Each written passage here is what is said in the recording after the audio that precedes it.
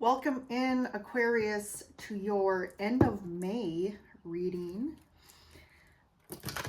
I went to Japan last month and trying to get back in the groove. It's definitely been taking a while. So apologies, I'm a little delayed with all of the monthly readings. So for Aquarius, I always start with, the current horoscope month or whose birthday it is. So you're on the tail end this month, and so we'll be doing an end of May. I only have one more week of May, so it kind of gives you a perspective on this last week. We just had a big shift astrologically with Jupiter moving into Gemini this weekend. And we did move into the sun moved into Gemini, Venus moved into Gemini. Lots of Gemini energy, so we'll see how this impacts you, Aquarius. Just as a reminder, if you like my content, definitely subscribe. It definitely helps me out. Like the video if you like it. And what else here? If you guys are interested in a personal reading, I also do those. There's a link below in the description to do that. All right, let's get started here. So what do we got for you, Aquarius? This is Sun, Moon, Rising, Venus, Aquarius. As usual, this is a collective reading. Or general, sorry. So I'm tapping into the collective of Aquarius. So if you are here, there's probably a message here for you. So watch to the end. So we got the Seal Spirit, versatility.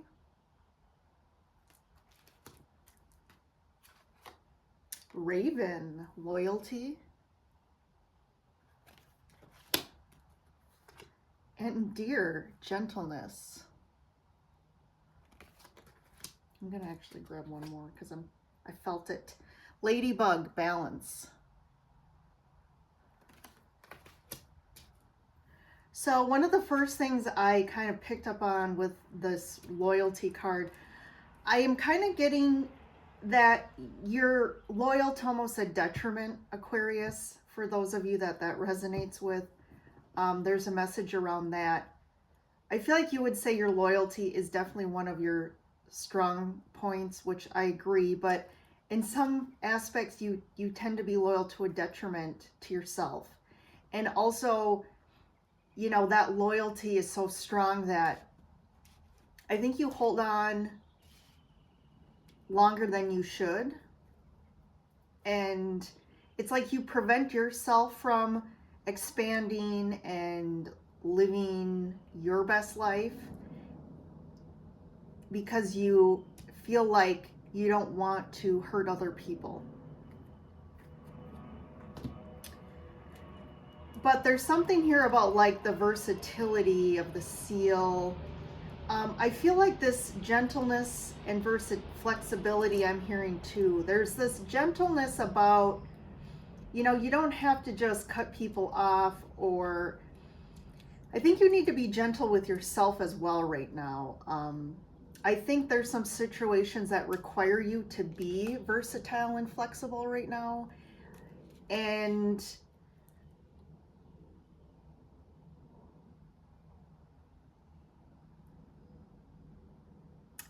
it's like how you approach this is going to be imperative to your balance. And I think you have to be with the Deer here, I'm getting gentle with yourself and allow yourself to not be perfect. And there's this aspect of you like really thinking more of the other than yourself. And it's going to require you to be versatile and flexible, almost like not your usual self, which is sometimes hard for you. I'm getting Jupiter, Aquarius. I've been talking too much about Jupiter here. So the Hanged Man and the Justice card flew out. So this is going to be the overarching energy here. I feel like there's some karmic balancing happening. And I feel like there's a certain situation for you. And this is a karmic situation. This could be if it's a relationship. I feel like you're tied to someone and there is some sort of karmic reason that you came together. But I feel like you're a little feeling stuck in regards to this relationship. And there's that loyalty again, like you're loyal to a fault to this person or this situation. And there is a reason, because it's like there's something from your like other lifetimes I'm getting that like there was again some higher soul contract, but you're definitely having a hard time. I hate to say the word, but I'm getting cutting ties. But I think you need to see this relationship in a new perspective, the real reason for the relationship. And part of I'm getting this relationship has to do with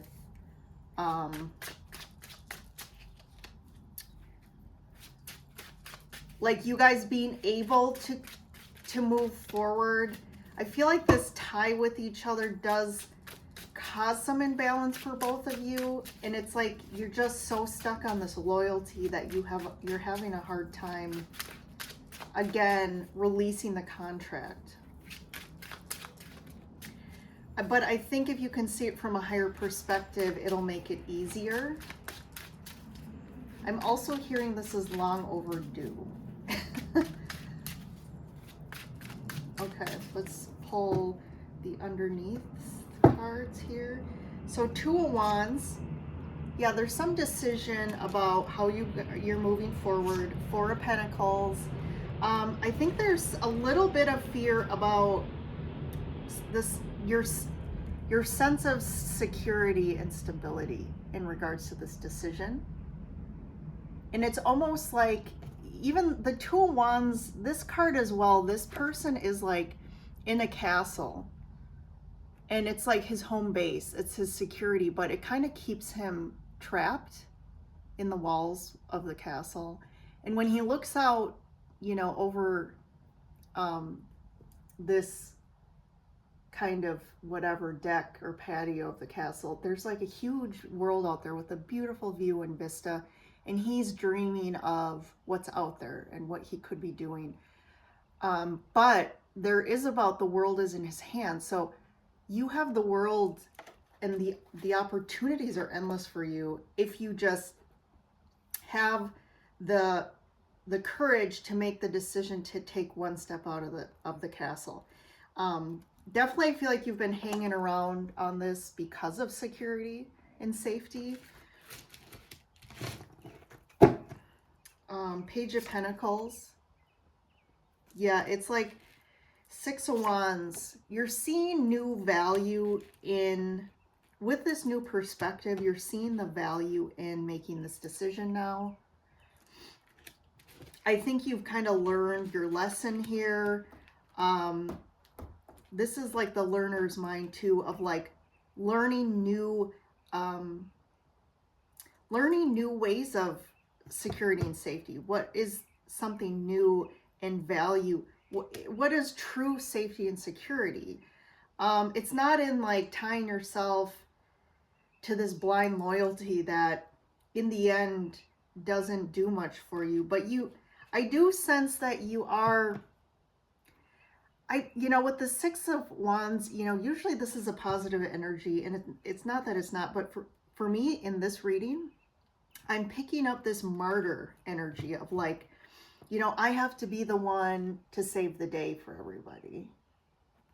And you're seeing a new perspective about this. And it's like it's almost like you find unconscious pride and you take it as one of your positive traits to be the martyr. And to like, again, in this card, the person is writing out a battle. Like he won the battle for everybody. And It's not your obligation to do that. And it's like everybody needs to learn how to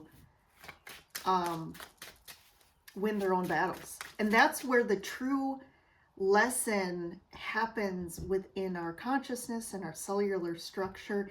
And it provides us a new level of confidence and strength and skill set. And you can support people. You can definitely support people in that, but let them do the hard work and to win their own battles. And I feel like you have a hard time, watching the battle, even though it's not your battle. Okay. Let's move on here to we have the Queen of Swords.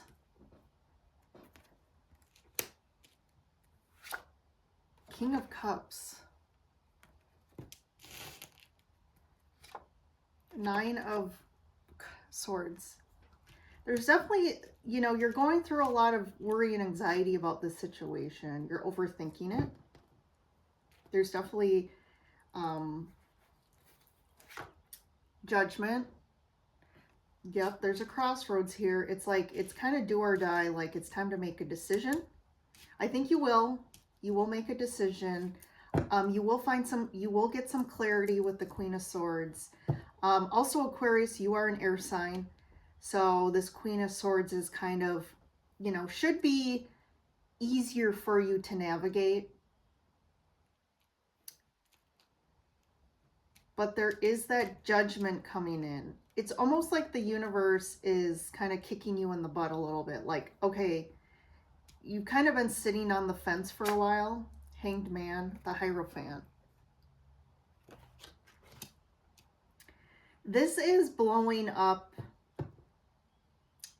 old traditional commitments, just traditional things. Like, I feel like this could be tied to your family and just programs that they kind of revel in. They revel in the tradition, the old way, the traditional way of thinking, of doing things. And I think you've had a hard time with that, of like overcoming these programs that are really deep running within your family. These could be religious ideas. And it's like the judgment is asking you, again, Hanged Man, justice. There's some karmic energy to that. You chose the family you chose like the lessons you had to go through, the programs you had to overcome. And it is like the universe is really like, okay, it's time for you to kind of move forward in a new light. And it's been keeping you stuck in a situation, I feel. But you're getting clarity. You're kind of speaking your truth about a situation. There is this King of Cups showing up. So I don't know. We'll get some clarity on him. I'm not sure if that is tied to the current situation or if that's moving forward, that this person is going to come in. I'm going to clarify here. Let's clarify the King of Cups, please. What say you, King of Cups? Ace of Wands. That is a passionate new beginning here. Ten of Pentacles. Queen of Pentacles. One more, sorry. King of Swords. So this could be a water sign, but it could also be another air sign that shows up in a way that he's very emotionally mature and he has a lot of strong feelings for you.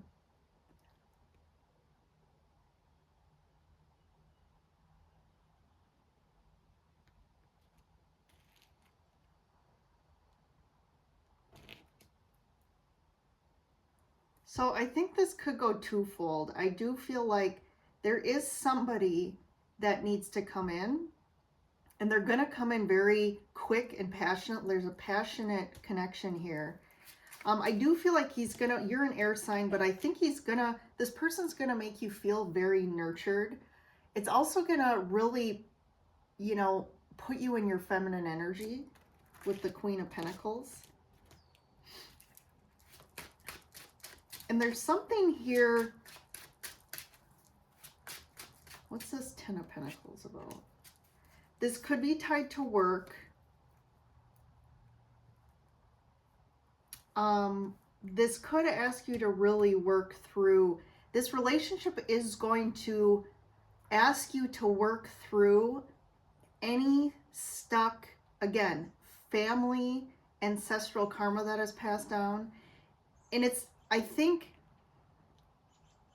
there's going to be like a passionate connection, but because this is a real soulmate for you, it's going to really ask you to do the work as well.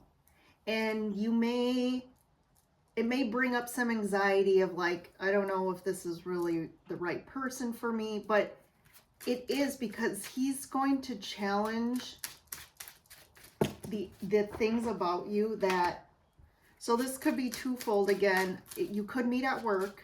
There's some connection to work, and also the whole working through these, you know, these things that still, these energetic blocks that are still ingrained there for you. Okay, one more for the Hierophant. Yeah, there's this real deep there is like a deep commitment to that you've really invested a lot of time and effort in. And there's that traditional mindset of, hey, you know, it could be a marriage. Hey, I've, you know, put in a lot of time in this. And again, the old traditional thought is, you know, I wanted to be married forever and I wanted this to work, but it's more about the traditional idea of it, right? It's not like the true heartfelt knowing and what really fuels and fills your heart and soul. Judgment. Okay. Yeah, there's definitely a choice, a decision that has to be made. There's a crossroads here where it's going to really ask you to make a decision, and you're going to have to make it. Like, you can't put this off any longer. There's something here to do with your past. And this could be triggered by somebody. The King of Wands showed up with the Six of Cups. There, you know, this is kind of, I'm not quite understanding this, but as this unfolds, you'll probably understand it. It's almost like someone from the past has to play a part in this.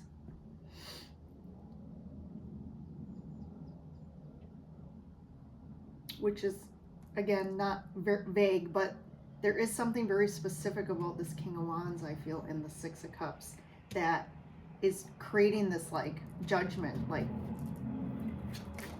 so maybe you meet someone, maybe you like connect back with someone from your past, and it really is forcing you to like, hey, I either close up this old current situation or old to move forward in a new, or I'm gonna lose it.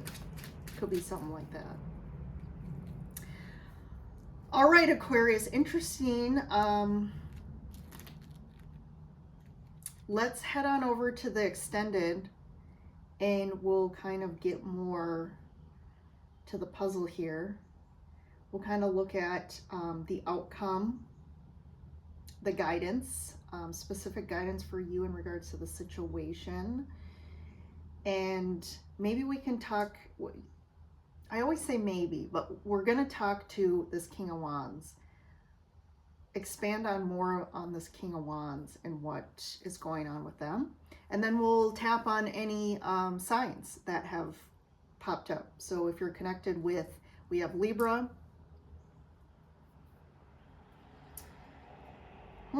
Libra, Gemini, Taurus.